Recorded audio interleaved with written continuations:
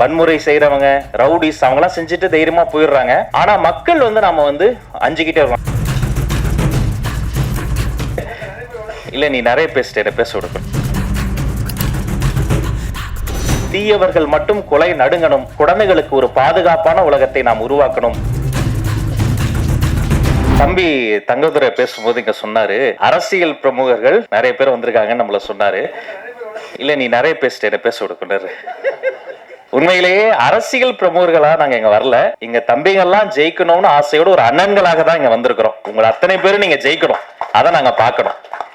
வருடந்தோறும் 52 வெள்ளிக்கிழமைகள் வருகின்றன. 52 வெள்ளிக்கிழமையில எனக்கு ஒரு வெள்ளிக்கிழமை வந்துடாதான் நான் ஜெயிச்சிட மாட்டேனா, என் அப்பா அம்மா பாத்திர மாட்டாங்களா, என் பொண்டாட்டி புள்ள பாத்திராதா என்ற நம்பிக்கையோடு கண்ணறைய கனவுகளோடு ஓடி திரியும் சாலிகிராமத்து கனவு தொழிற்சாலை குழந்தைகளில் உருவம் தான் தினேஷ் லட்சுமணன். அவர் கதை சொல்ல சொல்ல அவ்வளவு ஆச்சரியமா இருக்கும். அவர் சுயம்பு, பெரிய இயக்குநர்கள்ட்ட எல்லாம் தம்பி வேலை பார்த்ததுல தன்னைத்தானே அப்படி செதுக்கி வந்தவன். அவர் சொன்ன கதையை நம்பி இத்தனை பெரிய ஒரு முடிவை எடுத்த தேசப்பற்ற மிக்க நடிகர் mister Arjun sir. Thank you so much sir.